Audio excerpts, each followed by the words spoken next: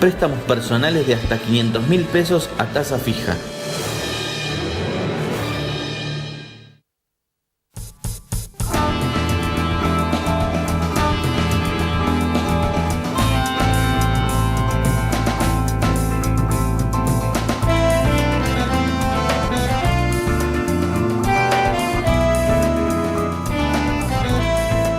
¿Cómo están? Muy buenas noches, bienvenidos a Economía 4D, de nuevo acá con mi compañero Gustavo Idoyaga, después de un programita de ausencia que tuve por alguna obligación. ¿Cómo estás, Gustavo? Y un lunes feriado. Y un lunes feriado que repetimos, con lo cual tuve dos programitas de ausencia. Sí, Mirá, sí, me lo tiran en la cara. Lunes 1 de mayo, que también seguro que va a dar tela para cortar el día de hoy. Pero tenemos el hashtag, ¿no? Sí, el hashtag del día de hoy pusimos, ahí lo tienen en pantalla, vergüenza 2x1. Bien. Tiene que ver con el fallo, sí, que, digamos, criticamos desde nuestro punto de vista de la Corte Suprema de la Nación con el hecho de haber retomado esta cuestión del 2x1 vinculado con delitos de lesa humanidad. Claro, los delitos de lesa humanidad que son imprescriptibles, bueno, realmente, pero ¿saben qué? Tenemos, ¿cómo podemos decir?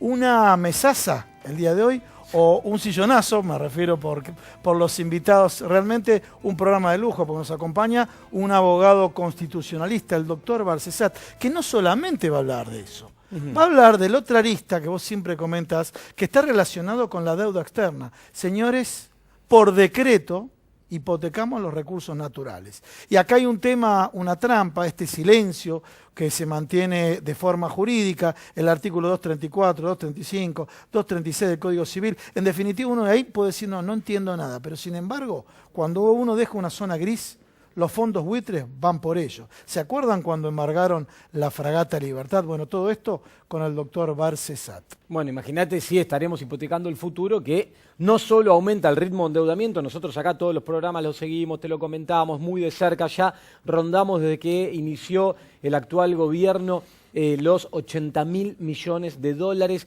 de emisiones de deuda, entre dólares, pesos, otras monedas, digo, ahí estamos consolidando todo, ¿no? Provincia, etcétera, pero es toda una carga de deuda que nos va a caer a todos el día de mañana. Si algo le faltaba a esto eran las garantías vinculadas con recursos naturales, lo cual es recontra hipotecar el futuro. Pero bueno, en un rato ahora te vamos a contar otros temas más. Vamos a estar con, ya te comenté Gustavo, un lujo de invitado como es el doctor Barcesat para tocar estos dos temas. Si te parece... A ver, ¿querés comenzar con los datos? Sí, los algunos datos números, duros. Sí, algunos números, datos duros que salieron ahora, en el día de hoy, en las últimas horas, datos frescos.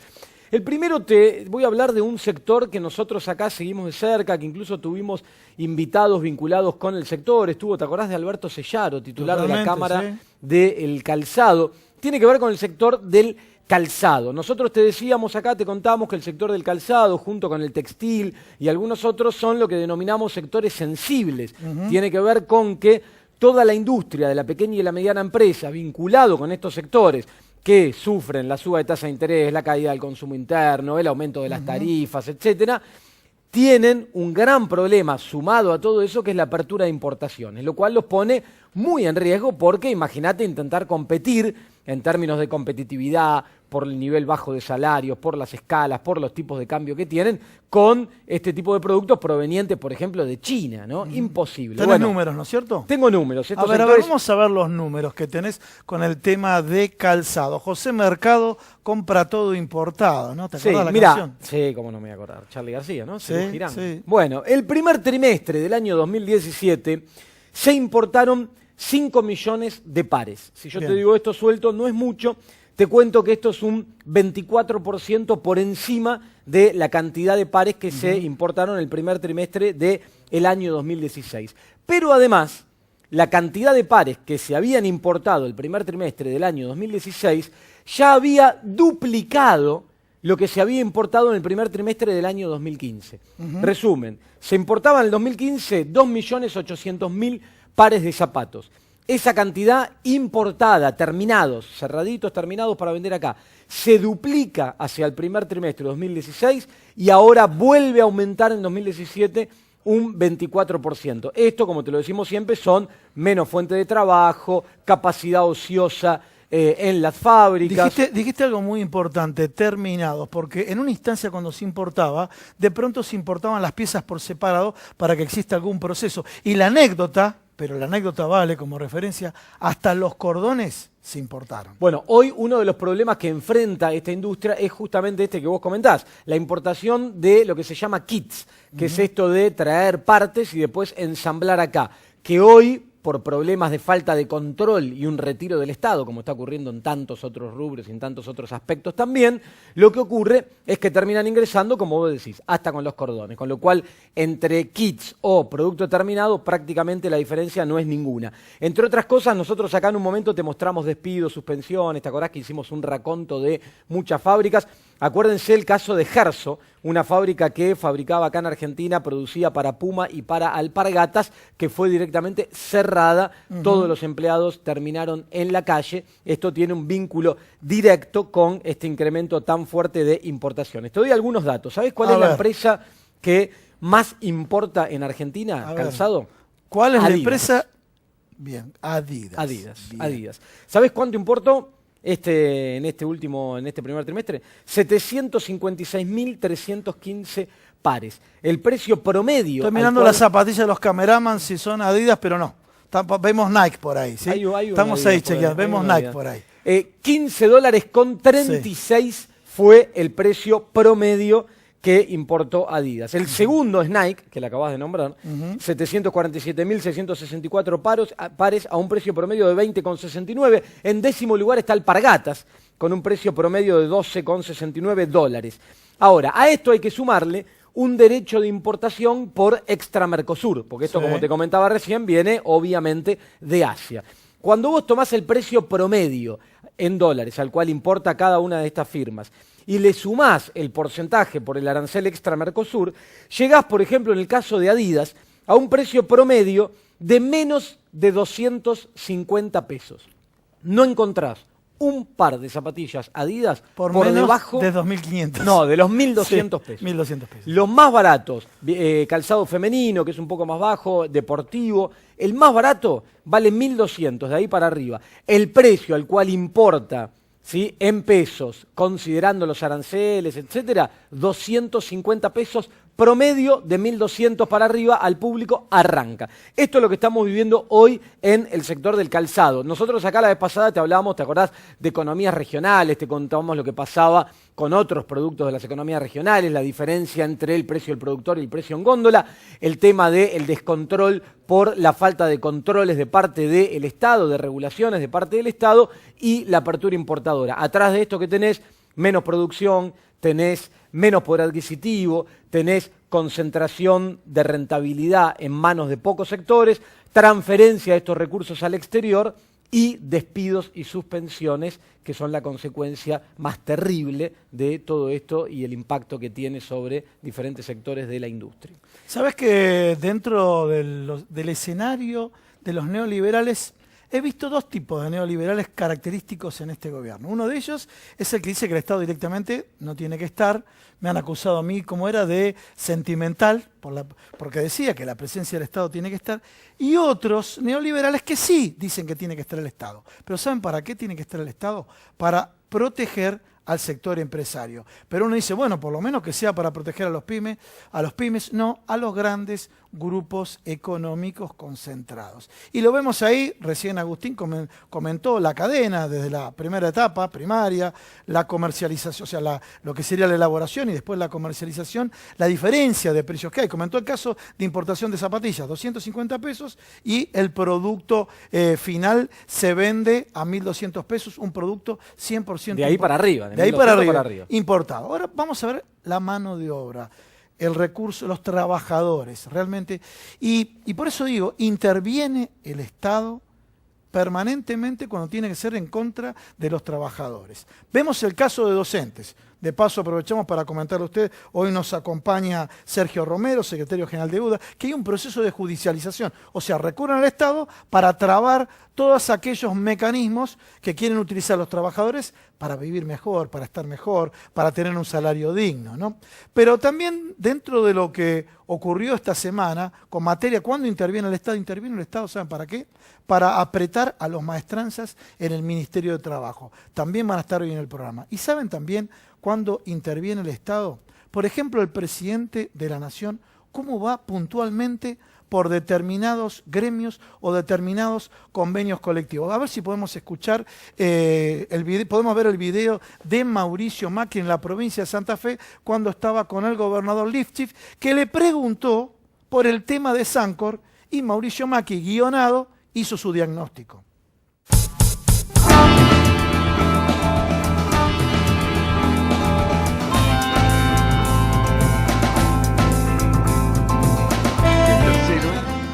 Es un pésimo convenio laboral que claramente con un Estado que no actuó en equilibrio de las negociaciones generó a partir de los avances de Atilra un convenio casi inviable prácticamente la industria, siendo que es una de las industrias más importantes que tenemos como futuro, porque realmente la Argentina tiene que ser uno de los jugadores más importantes en el mundo en la producción de leche.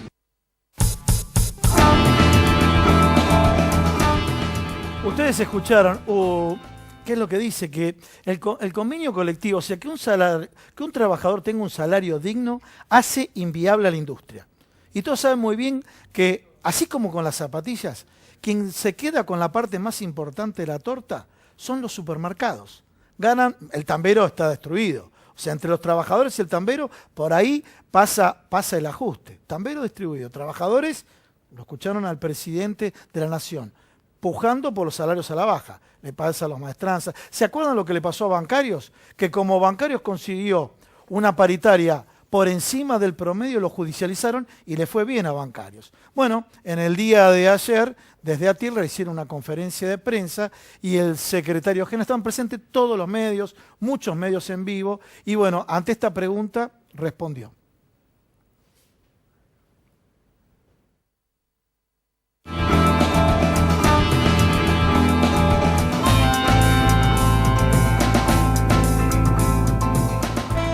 Ponce, más allá de que no se quieran pelear con el gobierno, hoy el presidente Macri fue muy concreto cuando habló de un pésimo convenio laboral con Atilra, o sea, un pésimo convenio laboral para la industria láctea. Entonces, ¿es el presidente el que los está extorsionando a aceptar este convenio laboral a la baja? Yo te voy a dar mi opinión. Yo respeto la opinión del presidente y respeto su investidura. Atilra tiene la presidencia de la división láctea de la UITA, la Unión Internacional de Trabajadores de la Alimentación. Conocemos todos los convenios de las organizaciones sindicales de los distintos países lecheros del mundo. Y en modo alguno tenemos un convenio malo. En modo alguno que tenemos un convenio que tengamos que modificarlo, que discutirlo, nosotros mismos estamos de acuerdo. Nosotros mismos estamos de acuerdo porque eso se lo hemos dicho inclusive en su momento a los representantes de las cámaras empresarias. Tenemos que discutirlo, pero nosotros sabemos ciertamente y tenemos conocimiento acerca de lo que establecen los distintos convenios colectivos de trabajo de las distintas organizaciones representantes de los trabajadores lecheros de todo el mundo. Así que ciertamente no solamente que somos conocedores, sino que participamos muchas veces en el armado de muchos de esos convenios a través de la internacional que es adherida a la OIT y con sede en Ginebra.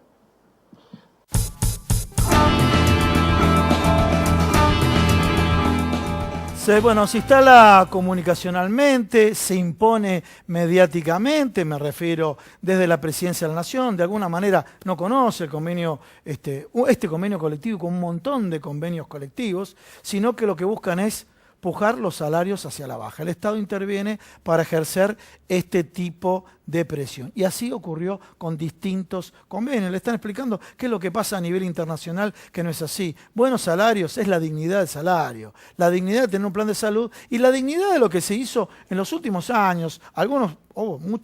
Muchos de los gremios en contra del gobierno anterior, pero hicieron capacitación terciaria, universitaria y demás. Se pudo avanzar. Esta conquista que tuvieron los trabajadores, que es mal visto por un sector y por eso pujan a la baja. Pero bueno, tenemos datos del sector automotor, ¿no es cierto, Agustín? Sí, te voy a mostrar datos automotriz, consumo, pero es interesante lo que vos planteabas porque es tan inconsistente la política económica del gobierno que en busca de ganar competitividad bajando los salarios, hoy la situación que estás teniendo son salarios bajos en pesos, que te debilitan el mercado interno, pero altos en dólares al final del camino, porque la bicicleta financiera es tan fuerte que te sigue haciendo caer el valor del dólar. Hoy el Banco Central tuvo que salir de nuevo a intervenir y comprar 100 millones de dólares, aunque no quiere hacerlo, para tratar de sostenerlo un poco. ¿Por qué?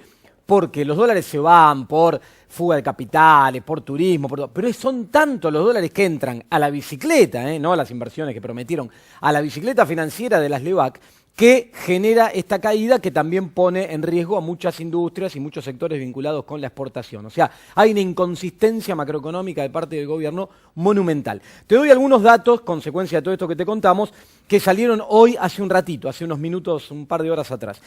ADEFA, la cámara que agrupa el sector automotriz, sacó datos vinculados con producción, ventas, etc. Nosotros hace unas semanas atrás te mostramos, estos que te voy a contar ahora son los datos de abril. Lo que marca es una caída de la producción del 15,1%, abril contra abril del año pasado. Recordemos que este es un sector que está al 30% de su capacidad instalada. El 70% está ociosa, al 30%. 15% cayó la producción. Las exportaciones cayeron 10,3%. Recordemos que el principal mercado es Brasil y Brasil está en una situación complicada también. Ahora, las ventas a concesionarias de las terminales automotrices a concesionarias aumentaron un 12,6%. ¿Sabés por qué aumentan las ventas y cae la producción? ¿Sabés cuánto aumentó la importación de vehículos terminados según el INDEC en el mes de abril contra abril del año pasado? 64%. O sea, crecen las ventas porque lo que se venden son autos importados que entran así, terminados desde otros orígenes, y se venden en Argentina. La producción sigue cayendo, la industria está al 30% de su capacidad, los despidos y las suspensiones siguen su camino. Te voy a mostrar por último el dato que sacó esta tarde la CAME, la Cámara Argentina de la Mediana Empresa, vinculado con ventas minoristas, el consumo. Esto lo seguimos de cerca, más de una vez te explicamos, es el motor del crecimiento argentino. Estos son todos los datos que te venimos actualizando cada vez que sale uno nuevo. Las dos barritas verdes son los últimos 2 meses del año 2015, que todavía eran positivos, el consumo interno crecía. Eso le llamaban populismo, corto plazo. Después vino el año 2016, con toda esta sucesión de variaciones negativas para los 12 meses, y estos que ves en rojo más fuerte son las variaciones anuales, ¿no? Mes a mes, del año 2017.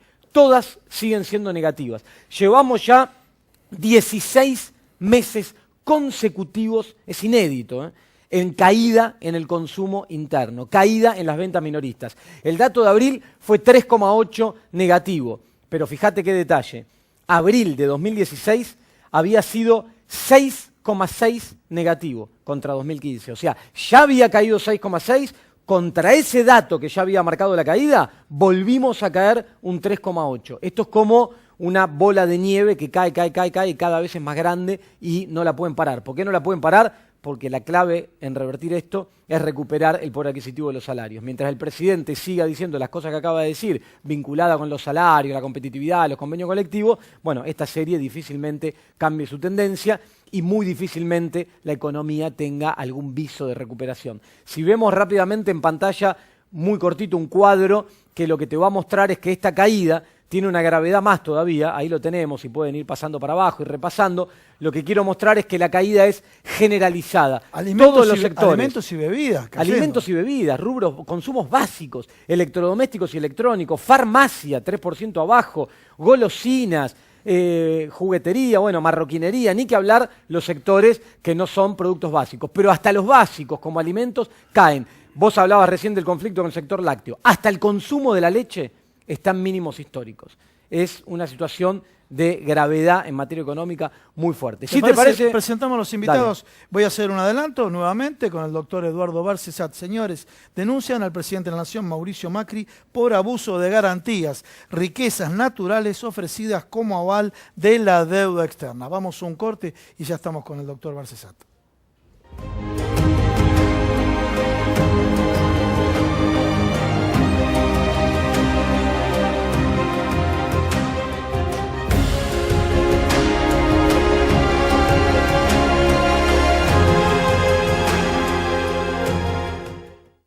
Esta es la bolsa de valores, la de los valores que realmente importan. Un lugar donde se invierte en las acciones que nos hacen crecer como personas.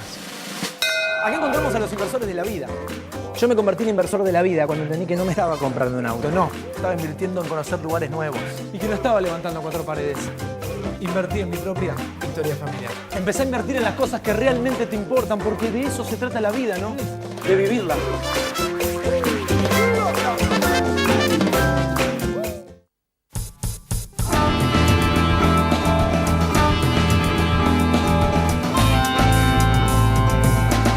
Bueno, acá estamos de nuevo en Economía 4D y ya comentamos el doctor Barcesat. Gracias por estar acá esta noche. ¿Cómo están? Lamentablemente, doctor, tenemos dos por uno, ¿no es cierto? 2 por 1 también acá. ¿Sí? Sí. A ver, comencemos por lo más duro, me refiero más duro al día de hoy, vinculado con los juicios de lesa humanidad, ¿no es cierto? Bueno, el voto de mayoría, porque es una votación dividida, 3-2, realmente es lamentable. Lamentable porque quebranta la estructura jerárquica del orden jurídico argentino. Tengamos en cuenta que los tratados internacionales de derechos humanos, desde la reforma del año 94, en la cual estuvo presente el doctor Rosati como convencional constituyente, bueno, tienen la jerarquía de cláusula constitucional, de manera que la Convención de Prevención y Sanción del Genocidio, la Convención sobre la imprescriptibilidad de los crímenes de guerra y de lesa humanidad, son parte de la ley suprema de la nación. Ahora bien, en ese esquema, que es un esquema diferenciado, porque no se puede pretender que se aplique la misma normativa para delitos comunes que para aquellos delitos que ofenden la conciencia de la humanidad. Son hechos atroces y aberrantes, y por lo tanto son de persecución universal, son imprescriptibles y no admiten beneficios. Es decir, la represión de estos hechos debe ser efectiva, tal cual lo dice la Convención sobre los Crímenes de Lesa Humanidad. ¿Un paralelismo con el Holocausto? Bueno, desde luego, es decir, el Holocausto es un genocidio, y estamos hablando, bueno, el genocidio es una de las formas de los crímenes de lesa humanidad, de manera que aquello que hemos elevado al mayor rango normativo en la Argentina acaba de ser abandonado y quebrando la doctrina de precedentes, yo diría, bastante cercanos de la misma Corte Suprema, con otra integración, que rechazaron la aplicación del 2 por 1 y rechazaron también la prisión domiciliaria, porque la represión, vuelvo a decirlo en los términos de la Convención, debe ser efectiva, es decir, no admite beneficio alguno. No hay amnistía, no hay indulto, no hay conmutación de pena, no hay prisión domiciliaria y no hay 2 por 1. Norma además derogada, que no surtió ningún efecto en la institucionalidad argentina. Y decir que esto es por la igualdad ante la ley, pretender revestirlo de un humanismo penalista, me parece de un cinismo insoportable. Y yo creo que además, en un buen argumento que agrega el voto de minoría de Lorenzetti y Maqueda, es que estamos frente a delitos, la desaparición forzada de personas, que son delitos continuados, es decir, que se siguen cometiendo, porque la justicia, y tampoco los que cometieron las desapariciones, han podido aclarar y probar la suerte definitiva de los desaparecidos. De manera que no hay posibilidad tampoco acá de plazo prescriptorio y mucho menos frente a la continuidad de la desaparición de la persona, hablar de un beneficio de 2 por 1 o de prisión domiciliaria como se decretó en favor de Chocolate, en otro fallo también abominable, ¿no? ¿Existe, doctor, la posibilidad de que avance algún juicio político por este fallo? Bueno, yo creo que esto va a ser enrostrado de 2 formas. Una, por supuesto, es ir a los organismos regional e internacional, como se fue cuando las leyes de punto final, obediencia debida y los indultos presidenciales, que los organismos de derechos humanos llevaron los planteos, tanto a la sede de la OEA como de la ONU. En el 92 y en el 93, la Comisión Interamericana de Derechos Humanos se pronuncia diciendo que las leyes y los indultos son nulos y lesivos de la Convención Americana de Derechos Humanos. Y en el 95 lo hace la Comisión de Derechos Humanos de la ONU, también en los mismos términos, nulos y lesivos del Pacto de Derechos Civiles y Políticos. Pero claro, esto lleva un tiempo Y mientras tanto... Mientras tanto, se dicen que hay 750 probables juicios que se planteen con el mismo argumento. Efectivamente, tendrá que ser uno por uno, porque acá no hay posibilidad de un pronunciamiento colectivo que abarque a todos. Y tendrán que examinar primero el juez de primera instancia, Sí. luego los tribunales de apelación, las cámaras de casación. Y recién luego llegará a la Corte y la Corte dirá. La exhortación que cabe hacer es a los jueces que han mantenido los principios de la conciencia jurídica universal, que no los resignen por obediencia debida con el pronunciamiento de la Corte, que mantengan su criterio. Ya cuando llegue la Corte, que cargue con el costo político de la impunidad y del encubrimiento respecto de estos crímenes. Doctor, cambiamos, hace un vuelco de página. Sí. Deuda externa y recursos naturales. A ver, ¿qué pasó acá? Bueno. Se mencionan 3 artículos. Sí. Usted obviamente es un especialista en el tema. Bueno, queremos su opinión. La Argentina, como todo Estado, tiene una inmunidad soberana. Sí. Esa inmunidad soberana abarca 2 tipos de bienes. Bienes del dominio público del Estado, bienes del dominio privado. En los del dominio privado, el Código Civil establece, siguiendo el texto de la Constitución, hay del Estado Nacional, de las provincias y de los municipios, ¿no? Bueno, la Constitución establece que los recursos y riquezas naturales son de propiedad originaria de la provincia en donde se encuentren los yacimientos, la fuente, etc.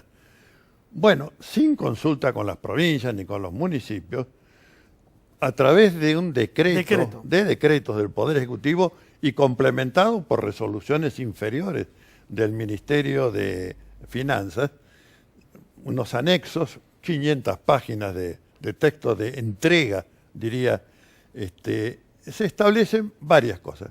El Estado mantiene la inmunidad soberana sobre los bienes que son del dominio público. Las embajadas, ríos, lagos. Las embajadas, este tipo de bienes que están en el exterior, como la fragata, bienes de guerra. Bien.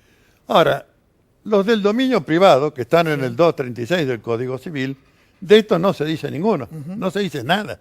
Es decir, que están sujetos a respaldar previsibles incumplimientos del pago de la deuda externa argentina, contraída a mansalva, diría, por este gobierno. Hablamos de los recursos hidrocarburíferos, el litio, los recursos minerales. Y demás que define el Código de Minería.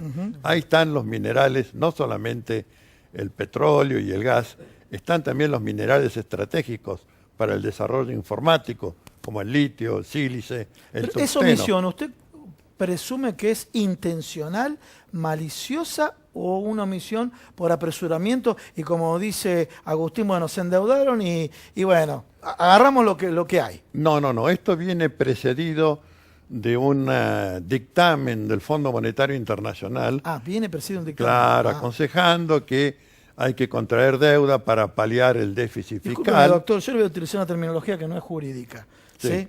Y no se asuste con lo que voy a decir. O sea, le dijeron del Fondo Monetario Internacional, bajate los lienzos.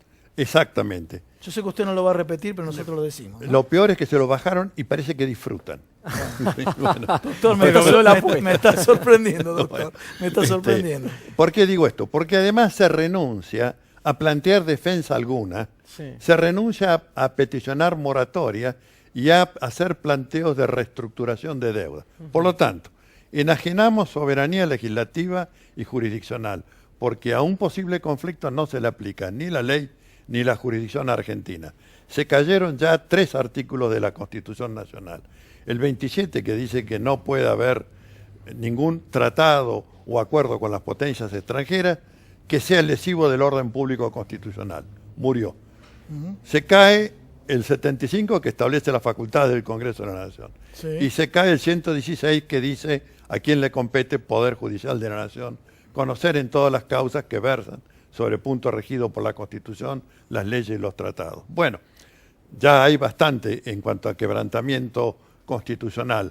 Bueno, esto motivó, siguiendo una anterior presentación que hicimos, y lo digo en plural porque lo hemos hecho como Instituto Arturo Enrique Sampay, nosotros cuestionamos la negociación con los fondos buitres.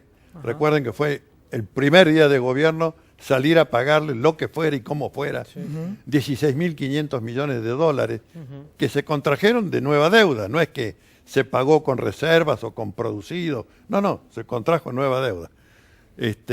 Bueno, el dictamen de los peritos, textual, dice, se ha pagado sin ton ni son. Ajá. El fiscal interviniente, Federico Delgado, a quien se le ha delegado la instrucción de la causa, ha establecido que corresponde pedir las primeras declaraciones indagatorias. Claro, se empieza por los funcionarios inferiores, del Banco Central, del INDEC, pero en algún momento esto tiene que llegar, y vamos a hacer todo lo posible para que llegue, a los ministros y al propio presidente de la Nación, porque efectivamente se violentó, y esto lo dicen los peritos, esto es lo gracioso, ¿no? Los peritos de la Corte dicen, se violentó un precedente de la Corte del año 2014, que nosotros invocamos en la denuncia, que establece que los fallos de Griesa son nulos y lesivos del orden público constitucional. Doctor, usted ya hizo el diagnóstico, la evaluación jurídica y demás. ¿Es posible revertir esto o es irreversible? Bueno, acá hay dos escenarios para esto. Uno es el judicial, lento, como sabemos, engorroso. Además, nosotros somos denunciantes, no somos parte. Seríamos parte si fuéramos el Estado, pero el Estado es precisamente el que ha cometido la tropelía. El otro es el del Congreso de la Nación. Puede ser que se les caiga la kriptonita del bolsillo y adviertan que tienen que recuperar sus incumbencias constitucionales. Hay en esto un grupo muy interesado, muy honesto intelectualmente, menciono solamente uno, el diputado de Neuquén, doctor Darío Martínez, que está elaborando un proyecto de ley para, de un lado, anular estos decretos y de otro, establecer no se contrae deuda, sino en los términos de los incisos que refieren a las potestades del Congreso, de la Constitución, es decir, que el Congreso sea oído y resuelva previo a que se contraiga deuda. Porque de esta manera, si no, estos recursos y riquezas naturales, que también quiero decir, de acuerdo a los pactos internacionales de la ONU, de Naciones Unidas, las dos cláusulas son iguales, empiezan las dos cláusulas con el mismo texto. ¿Se equivocaron? ¿Se pusieron carbónicos? No, es por un efecto de énfasis. Sí. Tanto en civiles y políticos como en económicos, sociales y culturales, se habla del derecho de libre determinación de los pueblos, su independencia económica y la titularidad de los pueblos sobre el conjunto de sus recursos y riquezas naturales.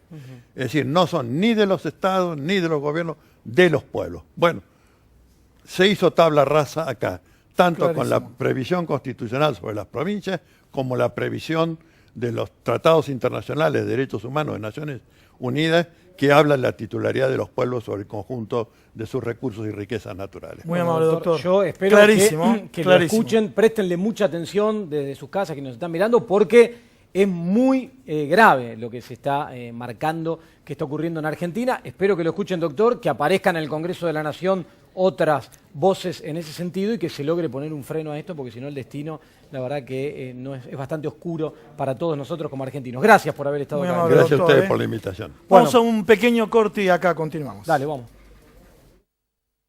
Atilra, Trabajadores Lecheros de Argentina, promueve la educación, la salud, la cultura y el deporte. Atilra, 70 años, alimentando los sueños argentinos.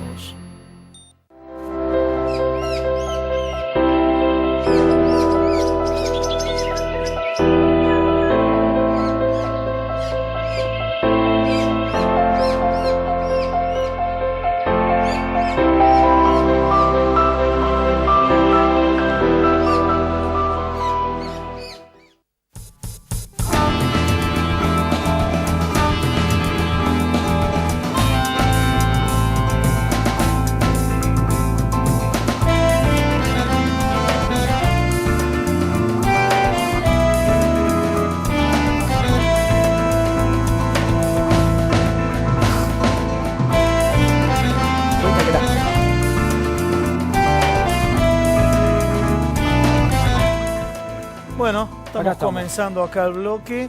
Bueno, tenemos dos dirigentes. Leandro Santoro, ¿cómo te va? Leandro Santoro, el líder de los irrompibles. Bueno, fue candidato a vicejefe en la ciudad Especialista de en Buenos Aires. reducción de gasto público. Ya lo quiero poner picante acá, ya lo quiero poner picante. Y Gabriel Solano, Y Gabriel dirigente Solano. del PTS. No, No, no, del Partido Obrero. Ojo, me lo pusieron bueno, más PT acá. son compañeros del Frente de Sí, Izquierda. sí, así sí, que sí. Bueno, FIT, no vamos- PTS, SMM. FIT, PTS, Partido Igual cada vez Obrero. ya no están tan fraccionados como antes. Están- Venimos a hacer un gran acto en Plaza de Mayo, el 1 de mayo. Sí. Comentábamos antes fuera de aire que mucha gente movieron. No le gustará la terminología, pero hay New Generation, todos jóvenes ahora, en izquierda. Veo bueno, que hay es compañeros importante, jóvenes. políticamente es importante. Pero hablando de jóvenes políticos, acá estamos hablando, Santoro. Te escuché en algunos reportajes hablar del tema de cómo maneja el gobierno el gasto público, y tu enfoque es, el gasto político sube, pero sin embargo en gasto público bajan los subsidios. ¿Lo ves así? Sí, no es que lo vea así, es así. ¿Es Digamos, así? está fuera de discusión. A ver. Cuando hablamos de gasto político nos referimos a la ampliación de la estructura gubernamental en 25%. Sí. Ellos lo que hicieron fue redujeron parte, echaron mucha gente que ganaba poco y contrataron poca gente que gana mucho. Entonces termina subiendo eso. Y después me parece que lo único que han hecho para intentar equilibrar las cuentas es reducir subsidios. Reducir subsidios y habilitarle a las empresas energéticas que suban la tarifa, o sea, que aumenten el margen de rentabilidad. Por eso dispararon las acciones en la bolsa de las empresas de los amigos del presidente. Pero después, a ver, obviamente, siempre Agustín dice lo mismo, se desploma el consumo, eso hace que se retraiga el dinero que se Te está la gustando recaudación. los términos económicos, Sí, te está gustando. Ya te aburrí, siempre lo mismo. No. Y bueno, es que, a ver, yo hice un cuadro sin ser economista el Sí. año pasado, justo el año pasado, diciendo, estas son las 7 medidas del gobierno, estas son las 7 consecuencias que va a ocurrir. Sí, me lo Y acuerdo. Y le pegué todo. ¿Sí? O sea, le pegué todo. O sea, macrismo económico para principiantes, lo llevó al programa del Gato Silvestre. Sí. ¿Y por qué? Porque estos tipos son de manual. O sea, obvio que si vos subís la tasa de interés, subís el tipo de cambio, bajás retenciones, viste, quitás aranceles, o sea, estas cosas te van a suceder. A eso le llamaban campaña del miedo. Ahora que Pero tanto como se- dijo de manual, pero con una ingeniería comunicacional Sí, que para obvio, semejantes y un blindaje. errores... Es que estos tipos no tienen plan económico, tienen política monetaria y política comunicacional. Pero tampoco tienen política de seguridad. Otro dato interesante, vos fíjate, este es el único gobierno de derecha en el mundo que no habla de la inseguridad. Hablaba en la oposición, pero en el oficialismo hablan del orden público. Porque entonces reemplazaron el objeto de la política, que era el criminal, por los piqueteros, la izquierda, los sindicatos, ¿no es cierto? Están preocupados de eso. ¿Por qué? Porque el orden público se garantiza con represión y la seguridad con políticas integrales, políticas sociales, crecimiento económico y también, obviamente, contención. Y Leandro, antes decías, en ese cuadro dijiste, anticipabas lo que iba a pasar y es lo que ocurrió. Ahora, de cara a las elecciones, ¿qué ves que puede llegar a pasar? Digamos, si el gobierno tiene un resultado acorde en las elecciones, ¿lo ves envalentonado? ¿Ves que van por una justa Yo más no fuerte? creo que el gobierno tenga perdidas las elecciones. Tampoco creo que las tenga ganadas porque la situación económica se deteriora muy velozmente y eso se siente en el bolsillo de la gente. Entonces es obvio que eso tiene un impacto electoral. Ahora, si llegara a darse el caso de que ganen las elecciones, el programa de ajuste que tienen en carpeta va a ser que lo que conocimos hasta ahora sea gradualismo socialdemócrata. ¿Cómo va a repetir el término que me gusta? Gradualismo socialdemócrata. Va a ser el programa que ellos tienen en carpeta. Además, este gobierno es muy raro porque te anuncia lo que va a hacer en la nación. Ya te dicen, bueno, ley de responsabilidad fiscal para el 2018. ¿Qué es eso? Congelar el gasto público como hicieron en Brasil. Después te dicen, vamos a hacer una reforma tributaria. ¿Qué es eso? Que las grandes empresas, las grandes corporaciones paguen menos impuestos y aumentan su competitividad. Después te dicen, vamos a hacer modificaciones en los convenios colectivos de trabajo y en el régimen laboral. ¿Qué es eso? Flexibilización laboral. Salario elevado. Después te dicen, vamos a hacer una reforma del Estado. ¿Qué es eso? Vamos a echar 1,5 millones de empleados públicos. O sea, te están avisando que lo que viene va a ser una bomba neutrónica contra el consumo, contra el empleo, contra la producción, contra la recaudación. O sea, va a complicar muchísimo más la posibilidad de hacer política Vamos económica. con Gabriel. ¿Compartís esa visión de...? Sí, el gobierno tiene una línea. Por ejemplo, uno escuchaba al señor presidente, quiere bajar el costo laboral. Sí. Mientras suben todos los costos. Por ejemplo, sube el costo energético por el tarifazo. Sube el costo financiero. Pero con una tasa de interés que hoy volvió a subir, directamente el costo financiero de las empresas es gigantesco. Sí. Y solamente se pretende bajar el costo laboral a expensa de los trabajadores. No es solamente el problema de las paritarias a la baja, es también el convenio colectivo de trabajo, que es muy importante, porque el salario finalmente puede fluctuar año a año, pero el convenio colectivo tiene carácter de ley, y por lo menos ahí concentra los derechos laborales de los trabajadores. Ya vimos lo que pasó en Vaca Muerta. Ayer se firmó en Chubut otro convenio colectivo a la baja para los obreros petroleros en Chubut, con el acuerdo del gobernador Das Neves. Y por lo tanto, cada inversión que el gobierno dice que va a hacer, en realidad es un chantaje a los trabajadores. Porque le dice lo siguiente, si vos querés una inversión y no que haya despidos, tenés que renunciar. Lo que pasó en Gabriel, Sancor... dejando, Sí. para no mezclar el tema, te agrego. En el caso que estás mencionando del sur, para muy poca cantidad de trabajadores esa flexibilización, o sea, la cantidad, el valor agregado que generan con él. Suponete que estamos en desacuerdo con la flexibilización, pero suponete que genera mucho más trabajo. No, generó cientos de puestos de trabajo, no miles y miles de puestos de trabajo. Y contrasta, porque es interesante, al trabajador se lo chantajea con el despido y si no que renuncia a su convenio colectivo de trabajo, y a las empresas petroleras internacionales se le ofrece un subsidio, porque se le va a pagar, en el caso de Vaca Muerta, un precio por el gas extraído en Boca de Pozo que supera largamente el internacional. 7,50 contra 2,50. Entonces vos tenés que a los grupos internacionales se lo subsidia y al trabajador se lo chantajea con un salario a la baja. Entonces es claro cuáles son las prioridades políticas del gobierno. Ahora, ¿cómo le vaya a las elecciones? Es otro cantar. Porque la elección es una disputa. No es solamente un plan económico tomado abstractamente. A ver, hay que ver cómo chocan ahí. Le pregunto a los dos. Sí. ¿Se acuerdan cuando dijo Bill Clinton es la economía estúpido? A ver, ¿creen que la cuestión económica, porque ahora vemos encuestas de imagen, el gobierno están felices porque hay unas encuestas que la imagen le da bien? Yo lo veo agrandado al gobierno. Y de alguna manera envalentonados. Pero imagen no es lo mismo que ir a votar y por eso el tema económico, el bolsillo, el salario, todo lo que comenta Agustín, pérdida por adquisitivo, ¿va a influir a la hora de las elecciones? Sí, va a influir indudablemente, pero pienso lo siguiente, porque a mí me convendría acá decir, le va a ir mal al gobierno. Y sin embargo digo, es una disputa, porque un gobierno puede hacer una política de ataque a los trabajadores, recesiva, y finalmente salirse con la suya. Pasó con Menem. Sí. La primera presidencia de Menem, los primeros años fueron un caos, hubo grandes huelgas. Y obtuvo la reelección. Y obtuvo después la reelección. Acá, ¿cuál es el tema que tenemos? Es que es importante que las luchas que están en curso no sean derrotadas. Porque el gobierno quiere hacer un gesto de autoridad contra los docentes, contra los trabajadores, contra el movimiento social, y de ese modo obtener lo que hoy no tiene, que es una autoridad política para avanzar. Leía hoy en diarios económicos que decían que la gira esta que hizo Macri a nivel internacional, decían, bueno, vamos a ver qué pasa con las elecciones. Porque él necesita en las elecciones tener una autoridad para el ajuste que viene. Y me parece que es clave que los trabajadores enfrente de este momento de una manera que le ponga un límite al gobierno. Porque aunque haya una crisis económica, si el gobierno logra descargarla sobre los trabajadores, va a tener de las elecciones una chance. Y eso es lo que hay que evitar. ¿Vos, Leandro, cómo la ves? ¿Allí también? Sí, la veo igual. Sí. A ver, creo que ellos, para completar un poco lo que dice Gabriel, no estamos frente a un gobierno, estamos frente a un bloque de poder. Entonces hay que pensar, cambiemos con el poder financiero, con el poder económico concentrado, con el poder judicial, con el poder mediático, todo junto, un mismo paquete operando la reestructuración de las expectativas sociales, las aspiraciones de la gente. O sea, yo decía la vez pasada, quieren ir hacia la chilenización de la Argentina. ¿Y qué es la chilenización de la Argentina? Es una sociedad polarizada, desigual, profundamente desigual, donde los estratos más bajos aceptan pasivamente, en su mayoría, no todos, pero en su mayoría, aceptan pasivamente su condición de subordinado, y después tener los carabineros que te cagan a trompadas y salís a protestar. Eso es lo que ocurre hoy en Chile. No hay educación pública, no hay salud, digamos, no hay industria, todo importado. Y eso parece que funciona con estabilidad, con represión. Bueno, entonces yo creo que en la cabeza ellos tienen ese modelo.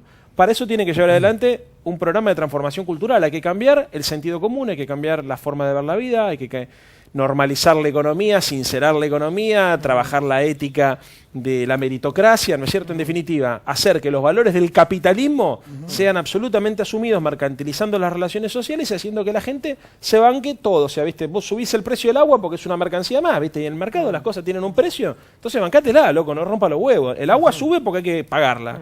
Y la gente dice, sí, me parece sensato. O, por ejemplo, si vos te endeudás en cualquier país serio, te dicen, che, ¿para qué te endeudas en 80.000 millones de dólares? Y acá te dicen, no, eso es un síntoma que hay confianza en el mundo. Sí. No, hermano, un síntoma es que la gente venga a hacer inversiones de riesgo, que traiga dólares, que invierta en fábrica, ¿no es cierto? Que eso produzca, no venir a jugar a la timba financiera.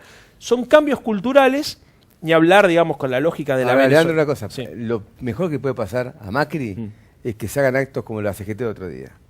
Porque después de haber hecho un acto de 300.000 personas el 7 de marzo, y un paro el 6 de abril que tuvo un acatamiento masivo en Argentina, se va un 1 de mayo con entrada prohibida a los trabajadores, donde no se anuncia nada, sino que se pone como modelo a seguir estos acuerdos sectoriales, que como ustedes demostraron no pasa nada, porque hace un acuerdo sectorial con la industria textil y Alpargatas anuncia otro día 1.200 suspensiones en Tucumán. Es decir, que es una forma que están dejando que se descargue la crisis sobre los trabajadores. Y de ese punto es donde Macri puede sacar su fortaleza. Económicamente está muy mal. Bueno, muchas gracias, Ángel. Gracias, chicos, por haber estado acá esta noche. Un pequeño Interesantes corte. las posiciones. Vamos, dale. Atilra, trabajadores lecheros de Argentina, promueve la educación, la salud, la cultura y el deporte. Atilra, 70 años, alimentando los sueños argentinos.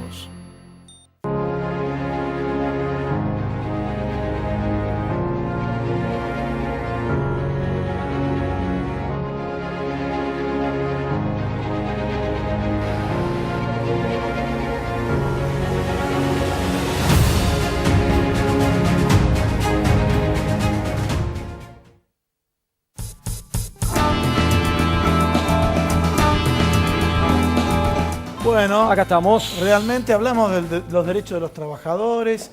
Ahora nos va a tocar los derechos de los docentes, que de alguna manera está la legítima pelea por mantener sus paritarias y la judicialización de sus reclamos, ¿no? Sergio Romero, ¿Cómo les contanos, va? ¿cómo Buenas andás? noches. Bueno, me da nunca más vigente una frase de Evita, cuando Evita decía, un rico lo único que te puede dar es más pobreza. Esto es lo que está sucediendo en el país.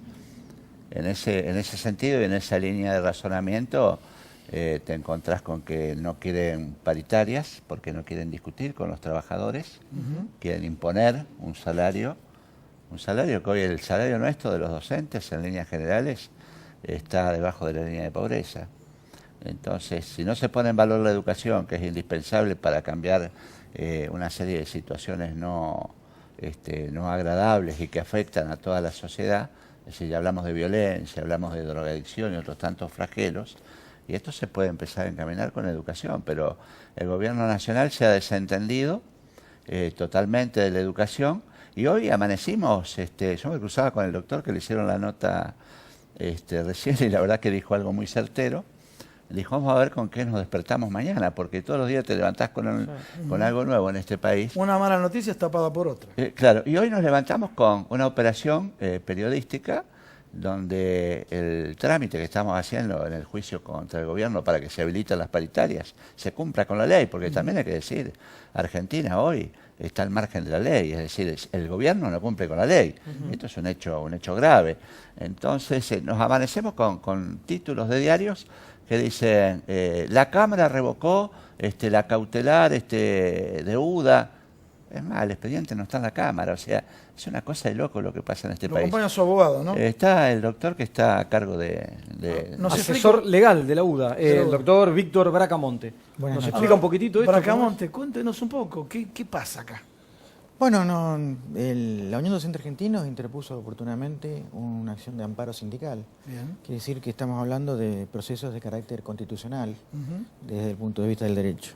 Este proceso constitucional como tal tiene su procedimiento. Es un procedimiento que se enmarca, así lo dispuso oportunamente la jueza en que se radicó la causa en su comienzo, que es sumarísimo. Explíquele a la gente, sumarísimo que se tramita rápido. Claro, es un trámite abreviado distinto del ordinario que es... Que no son años para esperar el juicio. Exactamente.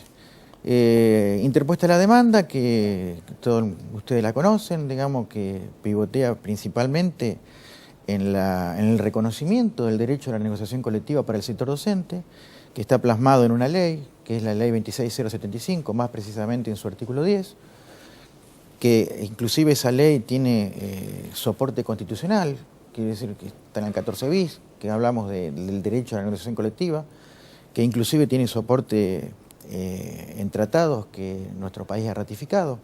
Hablemos del convenio 87, el convenio 98, el convenio 154, 151 de la OIT. Quiere decir que nuestro planteo es muy sencillo, tiene un basamento legal, y ante ese planteo, la jueza que radicó la causa, la doctora Dora Demis, admitió la demanda. Estamos hablando de primera instancia. Claro, primera instancia. admitió la demanda, le dio trámite sumarísimo. Bien. Y dictó una medida cautelar que habíamos solicitado, que llamaba al Estado Nacional a convocar al Ministerio de Trabajo a a la comisión negociadora, que por otro lado, la comisión negociadora del convenio colectivo de trabajo para el sector docente se había reunido ininterrumpidamente todos los años desde el año 2008. Es decir, que estamos hablando de una negociación colectiva consolidada en el tiempo. Un derecho adquirido. Un derecho de los trabajadores. Bien. Y esto de hoy a la mañana, de estos medios de comunicación, nosotros ponemos ahí Bueno, el grafo en pantalla, denuncia esto es por una incidencia información más falsa, es falso. Claro, es falso. Es una incidencia más dentro de un proceso que ya lo he caracterizado, digamos. Es falso que esté en la Cámara, está en primera instancia. Así que la Cámara no puede resolver algo que Si no lo plantean las partes. todavía no, lo han planteado, pero todavía no ha llegado el momento en que la Cámara pueda hacer uso de su derecho de pronunciarse. Sí. Se ha pronunciado, digamos, lo que ha pasado en este expediente fue que fue recusada la jueza actuante, la doctora Temis, desde nuestra perspectiva, por su sentencia, que no está en ningún código. Sergio, para cerrar, ¿qué pasa? ¿Viene para largo este conflicto? Están muy encontradas las posiciones, ¿no? Entre el gobierno, ustedes. Mirá, lo que nosotros vemos y es observable rápidamente que hay una presión del poder político sobre el poder judicial afectando la independencia del poder judicial. Es decir, los jueces que actúan de buena fe hay que dejarlos trabajar. Es decir, y lo que tiene que decir el gobierno tiene que transmitirlo correctamente.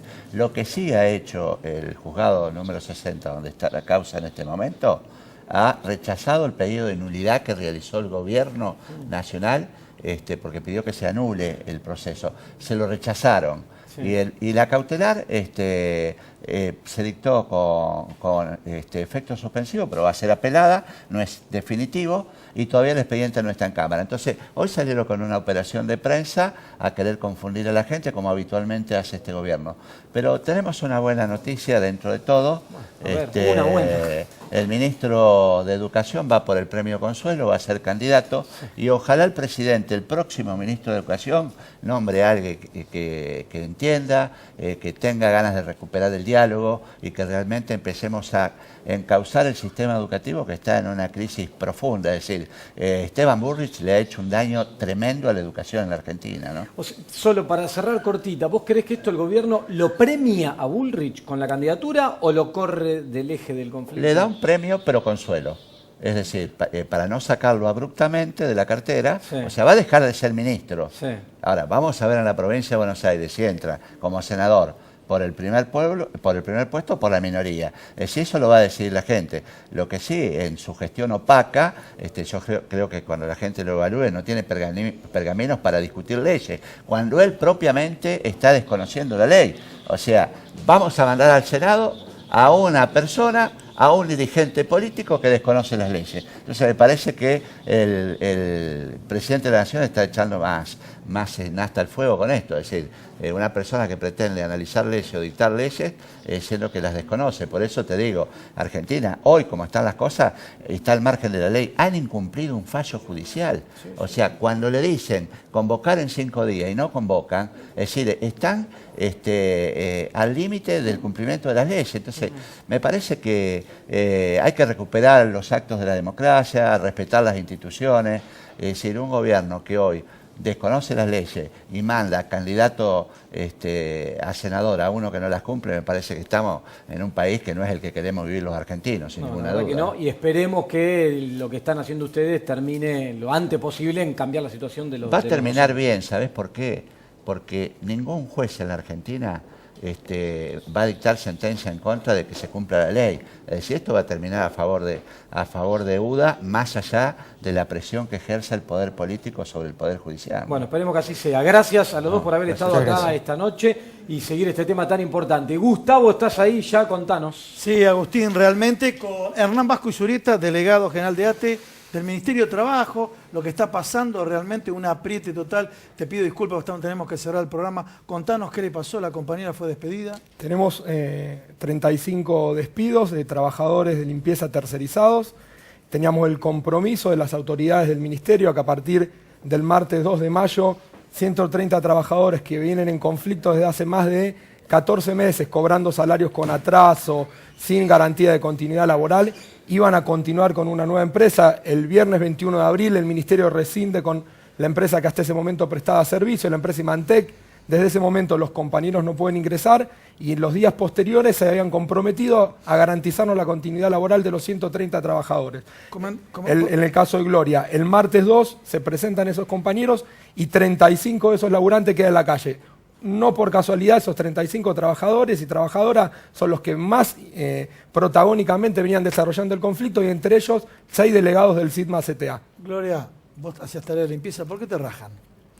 Y bueno, porque veníamos organizados, venimos con 14 meses que no teníamos ni los aportes, nos pagaban en 2 veces, veníamos reclamando en el Ministerio de Trabajo, en 2 veces, la empresa esta Inmantec trató de hablar con los funcionarios, se explicó que rescindan el contrato ya hace rato con ellos por esta falencia que tenía. Ellos nos prometieron, los funcionarios nos prometieron, nos mintieron, que iban a rescindir contrato, que nos iban a pagar indemnizaciones y íbamos a pasar todos a otra empresa. Eso no pasó. O sea, el 2 de mayo entraron, gracias igual a la lucha, entraron los compañeros, pero a nosotros los más activos nos dejaron afuera. Reclamaban sus derechos. Exactamente. Estamos denunciando un caso aberrante de persecución sindical, es clarísimo. Donde tiene que dar el ejemplo, que es el Ministerio de Trabajo. Claro, pero evidentemente el ejemplo que están queriendo dar las autoridades de la cartera laboral es otro, es que aquel trabajador que se organiza, que pelea, que defiende sus derechos con dignidad, corre en riesgo su puesto de trabajo y pueden quedar en la calle. Es sumamente ilustrativo que Triaca el 1 de mayo saluda a los trabajadores en su día y el día 2 los raja y los deja en la calle. Sí, durísimo, la verdad durísimo. Que sí. Bueno, muchas desde gracias. ATE Nos solidarizamos con esto, ustedes. Sí, muchas gracias. Y solidaridad con ustedes y esperemos que Señores, logren correlacionar. nos tenemos que ir. Nos tenemos que ir. Está Moni, yo el día que les cuente las cosas que veo atrás de cámara cuando va a arrancar No quiere que adelantemos nada. Chau. Bueno, los personajes de Star Wars van a estar con Moni. Vamos, chau.